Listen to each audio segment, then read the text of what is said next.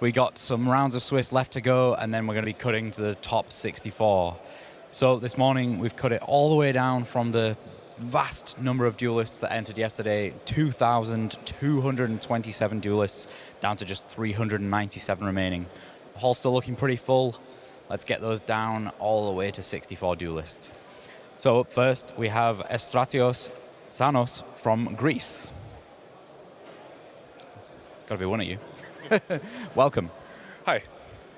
You seem very excited to be on the feature match. I am excited. I'm also really stressed because I was not ready for this. Okay, don't worry. It's just another game of Yu-Gi-Oh, but there's maybe like, a few hundred people will watch towards the end. Yeah, that is not ideal. You're not making this any easy for me. Okay, sorry about that. Okay. I always see quite a few Greek players. You guys seem to do really well at tournaments. Do you think there's a reason for that? If anything, I live in London, so I don't really have any Greek friends in London. But I do know for a fact that they have like small communities, and they tend to work together and playtest a lot together. Okay, so it's just kind of chance, I guess, because you're from London. But okay, well, that destroyed my question. Please take a seat. And then our second duelist, Johannes Wagner from Germany. Come on in. How's it going? Ooh, I'm also really excited, and yeah, hold on, yeah, you got a crowd. Say hello to the fans. Hello to my friends. Hello to Leipzig. Yes. Yeah, you guys at home can't hear that, but there are people clapping in the venue. How are you feeling about the feature match? Oh man, it's my first time also in the feature match. It's the same like my opponent, and yeah, I'm also very excited. But yeah, it's also interesting to see me later on YouTube or something. It's yeah, I hope it will be cool. Yeah, I mean, you got to hope that you feel good about it during the match, and then later when you watch it on YouTube. I hope so, but so I didn't expect to sit here in the day 2 in this position, and I only play round for round. I hadn't any plans or any aims for the event, so I enjoy it. It's going pretty well so far. Yeah. Let's see if it goes even better now. Please take a seat. So have you guys decided who's going first? No? Take a go. Have a roll. Our duelists seem to be discussing very intently which die they're going to use. We do have quite a number of them here on our desk. Okay, so Efstratios, you're going to go first. All right, so without any further ado, let's take it over to the dream team. It is Darren and Nadir. Take it away, guys. Welcome back, everyone. This is day 2, round 10. We are beginning with the most important part of a YCS, and that is the last remaining couple of bubble rounds. These players are all looking to seal that spot with either an X2, X2-1, maybe potentially some X3 records getting into top 64. It's a huge event. A couple of X3s will cheekily squeeze in there since it is a top 64 and only just top 64, so a couple of X3s will make it, but don't rely on the X3 bracket too much, because if you go X3 by now, it's very not likely you'll make it. Just win and you'll be fine. Just win. That's all you got to do. So we've got some stats to show you. We want to take a look at, first of all, round 1 and how that compares to where we are currently at round 10. So this is how the whole event started way back when, it feels like forever ago, and this is yeah, we talked a little bit about this yesterday. So you can see here, Spyro 206, 201 with Salomon Great, Invoke Shadow with 182 roundabout, and then we go all the way up to round 10, which is where we are here, and this is how we're starting off the day. Spyro kind of stretching ahead there, but Salomon Great still holding up in second place, and I think Altergeist has actually overtaken, as well as Dino. It seems to think that Spiral has a really, really strong conversion rate. I think we had it up before. It was like 35% of Spiral players have converted to make day 2. So and statistically, if you're a Spiral player, 1/3 of you will top. It's a glass cannon deck from what we can see. It's really, really powerful. Whenever we see it on feature, it doesn't seem to perform its best because it doesn't draw very well. Some consistency issues. Yeah, but like when it works, and it seems like it's it seems to not brick as more often since it has the highest conversion rate, and it seems like it's going to be poised to show itself in top 64 for sure. Yep, so our players here for the table is Johannes is going to be playing a Gren Maju strategy, which has been popularized in recent years from America, I think, at various YCSs. It was first place by Yishan McNabb, I think, who won a YCS and with Gren Maju of all things. YCS Niagara Falls, that was. Niagara Falls, was it? Yeah, and then the following one, Lunalight could have won 2 YCS in the same weekend, and Grand Maju just went, no! Summon Bigfoot. And then the following YCS after that, it made it to the finals and getting second place. It did, yeah. It's got a really high...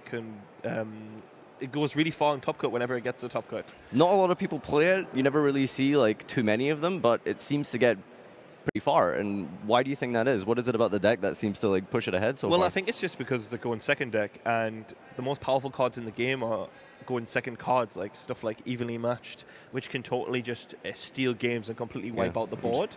And I think Johannes didn't win the role here, so Efstratios chose to go first.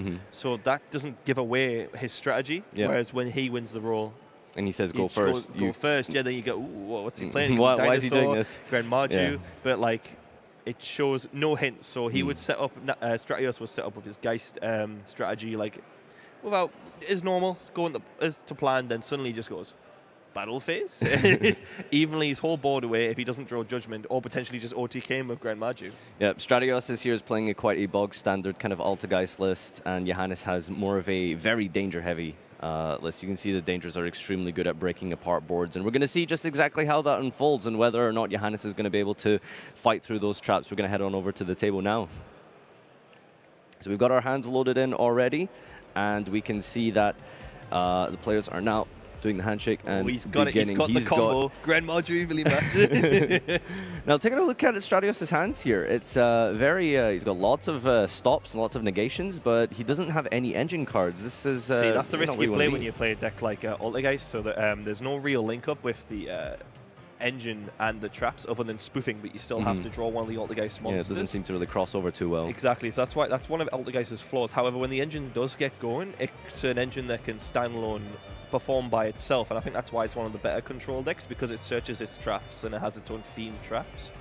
But as you can see here, the Altergeist player has hard opened and evenly matched in his going first strategy, which is a risk that I imagine he would want to take, because every time he loses the rule, he wants to be able to win those games where he goes second. But here, it seems to be a -1 here, since he has to commit cards to the board. It's not like he'll be able to resolve that evenly match, and now he's only playing with 4 cards against Grand Maju strategy, which could potentially OTK him. Oh, there's the Ash Blossom on the Pot of Desires, and this is but now he's banished 10. Yeah, so it doesn't kind of matter a whole lot to Johannes here, because it's a deck that's very much focused on banishing lots of cards. And if you guys aren't aware, for those of you who might not be familiar with this strategy, Grand Maju simply reads that it gains 400 attack and defense equal to the number of banished cards, of your banished cards, those include your opponents.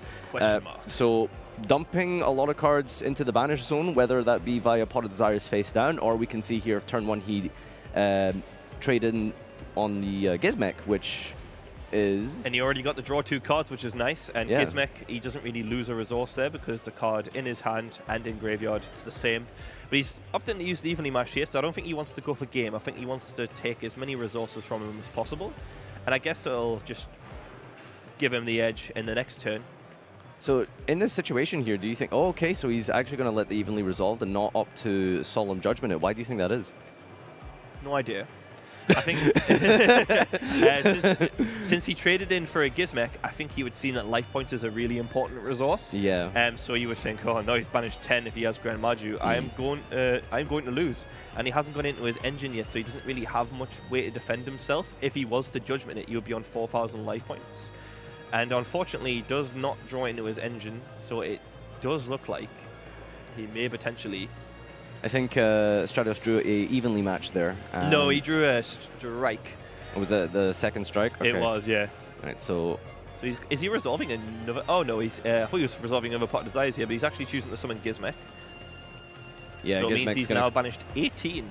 Yeah. So that Grand Maju is going to be a big boy. You're essentially just like trying to like... build up as big of a banish pile as you can with Gizmek, control the board by popping cards with his effect, and ideally, like, he's playing such a heavy danger engine. You know, you've got Thunderbirds, Bigfoots, popping face downs and face up cards with that, eventually trying to push for that normal summon Grand Maju, go straight to the battle phase. I mean, you could just hit for like 12,000 or something sometimes, right? Well, in combo decks, dangers, you would only play like the so-called good dangers, you know, the Jackalope, Tsuchinoku and stuff. Yeah. But in Grand Maju, they can utilize the level 8s, because since they go second, they'll actually have effects, like Bigfoot pops a face-up monster. Thunderbird pops a back row. And they're also level 10s. The Gren Marju strategy actually plays, like, as he's about to summon here, a lot of rank 10s. So he's probably going to go for... Rank 8s. Rank 8s, yes. Yeah. Not rank 10s, they're too big. So yeah, this is Lancelot. It's been a while since we saw this one. What does this one do? Lancelot, yes. So I know it attacks directly, but not that he needs to take advantage of that because it's an open board. So it must do something else. Yeah, it negates the first card that your opponent activates, basically. Once per turn during either player's turn, when he spell or trap or another monster's effect is activated, detach materials. You can see it's a mandatory effect. You don't get to choose what you negate. He's playing around Mirror Force. Oh, he's got a response on the resolution of Lancelot, he's probably thinking to Solemn Strike the Lancelot. I guess just to have less bodies on board because it has more attack than the life you would pay with Solemn Judgment. So I think he's thinking, well, I'd rather take 15 than 2k does Lancelot have? Yeah, 2,000 attack. Now he has a big Gren Marju. Can't strike that. It is a normal summon and it doesn't activate the gain attack. It's a judgment he's got set. It's judgment? Yeah, so he might have to just like drop the judgment here on the Gren Marju. What do you think? Potentially, yeah. I think this would be a lot of it's really hard to attack the game. If he activates any other cards, he can detach with the Gizmek and then bring back the Gizmek, potentially just end the game here. But I don't think he's really in risk of that because there's no other cards that Lancelot can chain to because Solemn Judgment is a spell speed 3 counter trap, so it's not going to be able to negate that card from prevent that card from being activated. So the Gizmek is stuck under the Lancelot, and he's getting a translation for Lancelot. Yeah, he's just having to read it here, which is understandable. I mean, not a lot of people have seen this card. Don't see Lancelot too often. Yeah, I know. Usually when you go for rank 8s, what are the more popular cards that people go for these days? Number 38, you see like number 38, you see Dingirsu. Those are the most common rank 8s. It's interesting because it's like Dingirsu is like an Orcus card, and like you put that on top of Galatea, but here we are just hard summoning it. Yeah, just combining 2 level 8. It's something the old Thunder Dragon strategy did as well. Overlay 2 Colossus for Dingirsu because Dingirsu is that powerful. Oh, he is going to judgment the Gren Marju. Yeah. Oh no. Okay. But it means he can't attack for game from what I can see, unless he tries to use Nessie. But I still think that will be 400 short of game, unless he draws another danger that he could potentially summon. So he might take the risk here, just to end the game, and he is. Because if he tops the Meliseek, that would be quite problematic. Oh, you can see what he's doing here. Lancelot actually negates your own cards. That's amazing. Let me see. That's it. That's during either over. player's turn when a spell or trap or another monster is activated. Yeah, so he's negating his own danger reveal. That's perfect. So he can detach the Gizmek and bring back the Gizmek. That's it then. I think that's what he's trying to go for. Yeah, that's perfect. As soon as he summons Gizmek, that should be game over. He's rolling a dice here to reveal. Which shouldn't that have been negated? Unless I'm missing something. It negates it, but it stays in hand. It doesn't negate and destroy. So you just activate it again. Yeah, right. Yeah, of course. So it doesn't negate and destroy. Stays in hand. He's just reusing it, essentially. Okay. Exactly. All right. So he's doing exactly that. It seems to be. So this is 3/6, but I think he still has to use the Gizmek, and then that'll be enough for game. There he goes, attack and direct.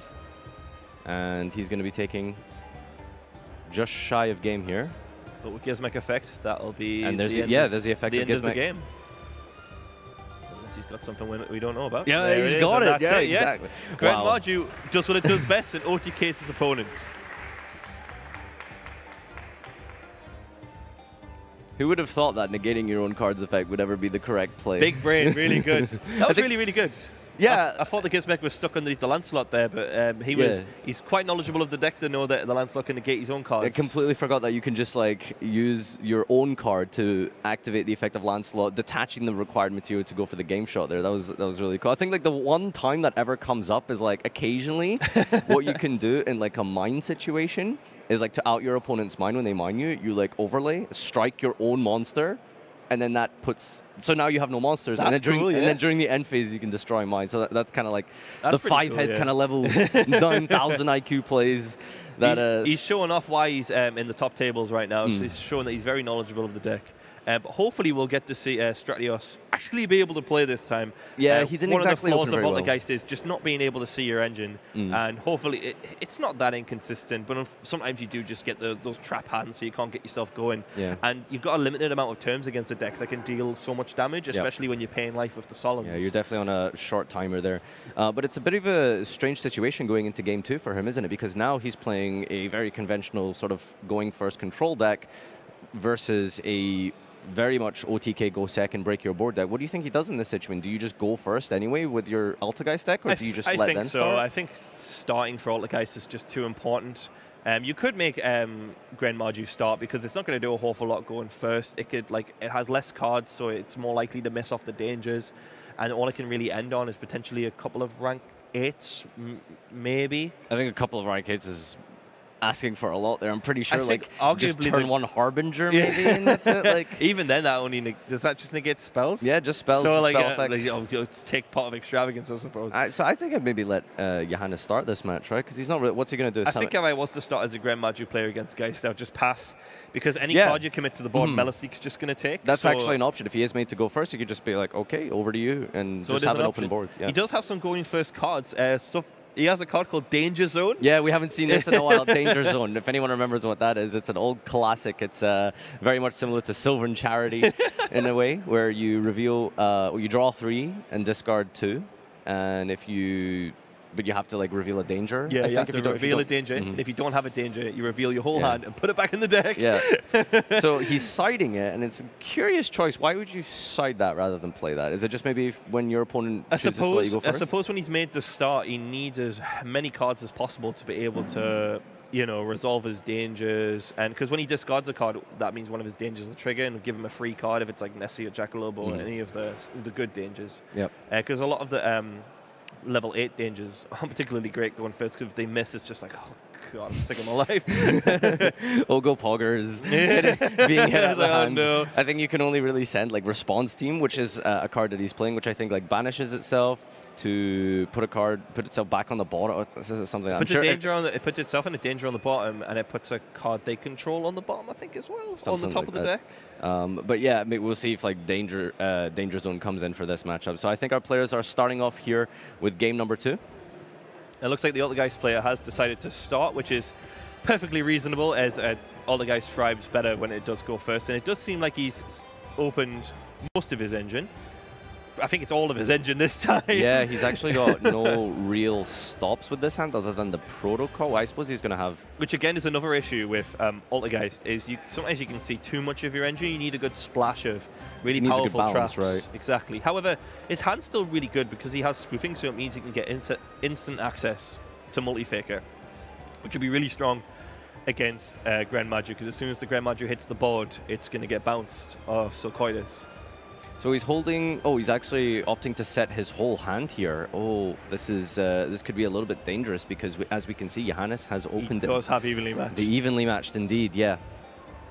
I think he feels relatively safe because he's going to have access to Multi-Faker regardless. So you can leave one of his traps. You can leave spoofing because he can flip spoofing whenever you want just to trigger Multi-Faker. So if he does get evenly matched, what he's probably going to do is spoofing, put back the Meliseek, and keep Faker in hand, but keep...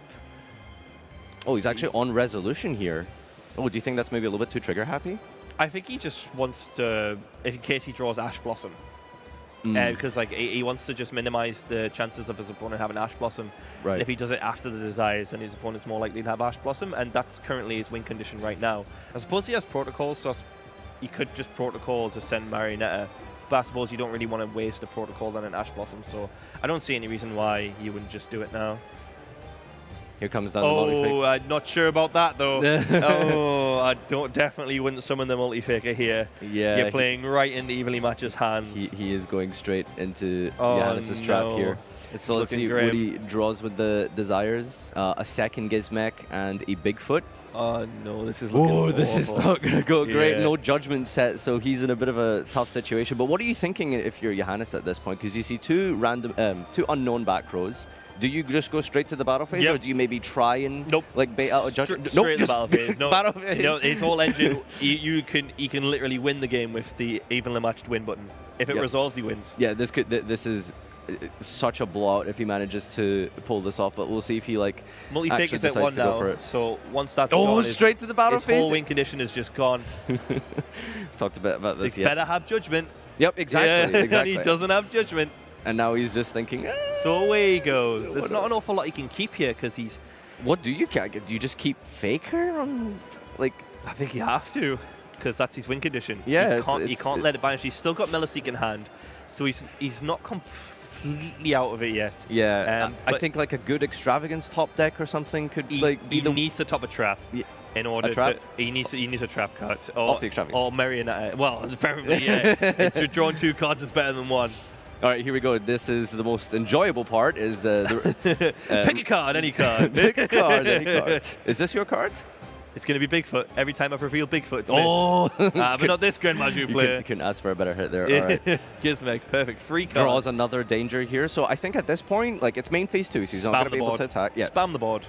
What kind of things do you try and put up? Is there like a link monster he wants to make multiple rank 8s? Or, I don't know, do you just make like, I mean, what's like a good rank 8 to make against Altergeist in this situation? I don't see anything that's particularly great. Lancelot's alright, it can negate monster effects, so if he does top deck Marionette, Pot of Extravagance in fact. So if he makes Hope Harbinger, you might think he's only good top deck is a Pot of Greed. So if he negates that, then he just has 1 card in hand. So and any generic trap as well will shut off Multi-Faker if it's not any of the Solemns. Yep. So Lancelot will apply a lot of pressure here. But he does have Melisy. Oh, he's going straight for the rank 8 here, it looks like. Into Dingirsu, which is going to send the Multi-Faker. Do you not feel like maybe he could have like kept playing a little bit? Like perhaps he could have like made an IP, used the trade-in, summoned some more guys. He's got a Gizmek available to him. He could have made IP and like a rank 8, just to make space essentially, like to open up the... There's no real need because he's not going to apply any pressure. Guys can't really OTK, especially with the number of cards that he has. So he's not in any rush. He probably just sticks a Dingirsu on the board just because it's a big body to have on the board already.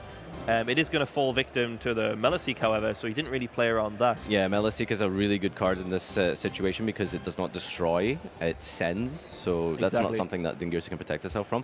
But it's not too big of a deal for Johannes. I mean, those resources that he used to make the Dingirsu are quite expendable. He's got like... free, yeah. Dangers in the Gizmek. Like, Gizmek did help. Yeah. I think he probably should have went for the Lancelot here because it would have played around a Melisy while also... Yeah, just negate the first top card that he activates. And he would have had a card in his turn to defend himself if he was to top a trap card. Now, unfortunately, he has topped a Sulcoitus, so he's probably not going to do a whole lot here. All you can do is just make Link Karibo and search a Marionetta for next turn. But do you think there's a reason why he didn't use the trade-in? Because he has trade-in Thunderbird. He could have like did that before ending his turn with the... He probably wants to take... he probably wants to get full value out of that. Oh, like by hitting a back row? Yeah, I imagine he wants to hit a back row in his previous turn. Like I say, he's in no rush because he doesn't have his battle phase. The deck thrives in being in the battle phase. Any other phase, it's really do a whole lot. Yeah, he's just kind of like, strategically trying to line up like a direct attack, making sure that he has that important battle phase, getting full value out of the cards. Trade-in's not once per turn either, so he can just use it whenever he wants. If he draws another trade-in, it's fine. He just activates another trade-in. Looks like he's going to go for the Gizmek in the end phase there. Fuel that Grand Maju if he was to draw into it. Oh, was that not during the end phase? Oh, no, it was. Yep, there we go. All right, draws a Cyclone here. He's got everything. Like even if he was to have a trap. Yeah. So remember, Gizmek's effect is once per turn, so the summon effect and the pop effect, and what it can do is banish 3 cards from your extra deck face down to destroy a face-up card that your opponent controls, going for the Link Rebuke here, which is probably the only saving grace that Efstratios would have had here, would be to... try and stop an attack, but Grand Maju, as we can see, is really good at breaking boards. He's got the Gizmek, and he's going to proceed to reveal even more dangers. And but he got rid of that Cosmic he didn't need. That's a good card. It's like that. That's probably the most ideal hit, rather. Nope, another evenly matched. Is that an evenly matched? I think that's Danger Zone. Oh, is that the Danger Zone? It's a trap card. I think so. Yeah. Doesn't look like evenly matched. Let's see if we can get that up for you in just a second. I'm surprised he didn't use the trade-in just to get 2 free cards, but I suppose like he'd just rather have the damage on board to just end the game. Yep, there's a Danger Zone being discarded from the graveyard there. And he's drew Denko Seka, so if he did have back row... Oh yes, we didn't talk about that. He's Cold got, Wave. Did we mention he's got Denko? We did not know. Yeah, he's siding Denko, which is like incredibly good in this set because the only normal summon is Grand Maju. Yeah. But you have all your dangers. Some people even play the, what's his name? Beater of Billions? Eater of Millions. Beater of Billions? B. There's Ogopogger's the deck from the Jackalope. Is there any rank 8s you can make that just like do a million damage? I was going to suggest maybe you would make Lancelot negate another danger in hand, but he currently doesn't have a danger in hand. His next logical play would be the normal Denko. I'm not sure how else he can really push out more damage. I think currently on the field, roughly just short of game. So I would think he would have to just deal as much damage as possible, then either make 38 or Lancelot just to defend himself. Yeah, I think a line that I'm seeing here is like normal summoning Denko, because like Denko, while your opponent doesn't have any back row, I think you would hold it. I think. Yeah, I was thinking like you know, not being able to set anything in the first place would be, you know, still fine because it stops him from setting on his turn. Just doesn't play around Meliseek again. Yeah, okay. You know, like I think he should just like do his best to play around Meliseek. That's the only card that's going to apply real pressure. Plus, he knows he has Marionetta, and Marionetta is going to attribute itself to bring back Meliseek to get rid of the Denko Seeker. Oh, but the Marionetta can't set because there's a Denko on the field. Yes, and that's really good. Yeah. There you go. Very good. Yeah. Well, Grand Maju just slaughtered him there. That was a real beating. I can't believe that it went like this. Normally, I feel like Altakai's a little bit more favored than this matchup. Yeah, like normally when we saw Altakais before, it drew its engine and the trap cards, but in those particular matchups, well, game 1 especially just didn't draw anything. Game 2 probably should have played around the evening match a bit better, I think. He could have just held the multi-figure. There was no real need to summon it. I think it was a bit rushed for sure. Yeah, I think he overcommitted way too much to the board there, and when you're playing against a deck that is blinding second, like, or even post-siding is still going to go second, you need to play around those power cards. Because I think he was going to activate evenly matched anyway, and I would, because he had like 3 back row and a Marionetta, of course, like, I'm going to evenly match you. But then as soon as he put the multi-faker on board, he was like, oh, yeah. You realized what he'd done immediately. He was just like, oh, I see my victory now. I think at that point, once that evenly match resolved, there was like no, he was so far behind in terms of resources, there was no coming back from that at all. Yeah. So Johannes is going to advance on, and yeah, he seems to have a lot of tools in his deck that are going to be helping out regardless of which matchup he's against. He's got, you know, the anti-back row hate like we saw with the Denko. He's got Super Poly, Droll, Vanity's Fiend for the combo decks. There's a lot of powerful cards that can just steal in matchups, as we saw Denko Seeker as well against this. We didn't see it in action. And against 5 back row, but again, yeah, that's another card that can just steal games. And he is just playing a lot of going second cards that could just steal games. That's why Grand Maju is a really good pick for the event. So I believe Efstratios is going to be hanging on by a lifeline here. He's, I think maybe this makes him drop down to X2. I think it does, yeah, but he's still fine. Yeah, there's another 2 rounds to go. All he has to do is just win 2 rounds. Just win the 2 final rounds. That's win. it. Just win. Why are people taking this advice? Just win. So easy. Just win. All right, so we'll be back with a player interview with Johannes in just a moment to get his thoughts on that matchup. Thank you very much, Nadir. Yes, I'm with Johannes here. You are visibly excited. You came over. You were really, really kind of happy that you won that match. Yes, I was so excited. I showed the first Grand Maju, and he said, "Oh no, I only asked for how many cards you have in the hand." And oh god, I didn't hear it, but there were also some noises on the air. But yeah, it works. It's the same like the other rounds. I play for round, and it's a good feeling to see that my deck works, and yeah, it's really cool. So you're going to be able to go and look at it on YouTube, and it's going to be a fairly good memory. I hope so. I hope also that I don't see how exciting I was, because I know that I'm a bit struggling in there and sitting, oh my god, I play here in the feature match, but it was cool, a nice experience, and yes. It's tough. It's tough that, lots of people watching, all that kind of stuff. Yeah, I mean, you managed to win, so that's, got to feel good. Yeah, one thing I want to say, I played this deck in YCS Milan with a different, a little bit different build. And I see that the August time was too strong for this deck, because they did so much things. And for example, in Evenly or something, it doesn't matter. They have 1 card on the field, and now August is such a hit with the new ban list. And I thought, okay, now it's time for coming back strong. Absolutely. And so something that me and Matt Bell, who's hopefully watching, hello Matt, who we talked about before is that the fact that you are playing a deck which is very quick, yes. And during a really long tournament, it's quite kind of taxing for someone who is playing a huge combo deck or something like this. Yes. Is that something that you decided that you felt you need to play something that's going to win or lose quickly so that you can kind of recover between the rounds? Yeah, it's one thing I also thought about it, but you have to look. You have to think also about the turns, because the deck has no resources. When you have no cards in hand, you lose the game 100%. You haven't the chance to come back. sometimes also with the top deck Grandmaster you haven't the chance. So I have to be calm. So also now in the feature match you see it, I only set one card and okay, do what you do, and I have 4 cards in hand. I can do a lot in my next turn. So and then the matches are really fast, and I have time to really regenerate. But it's also time to hurry up for you. Yeah. So it has pros and cons. So yesterday it was a hard time, 9 rounds, and till what I think 11 or something. Yeah. I was. Oof. I mean, it's very tiring doing that many rounds. And yeah, don't get me wrong. You know, there's still a lot of skill involved in those decisions. Yeah, so it's. That I don't want to say. Yeah, it's okay. Absolutely no. That's not what I was getting at. Just simply that that you can make more kind of big impactful decisions with just a few cards instead of having to do big combos. Yes, that's of course one thing. I played. My first YCS World Chalice Danger, 50 cards, it was constant. And after round 6 or something, I stand 5-1.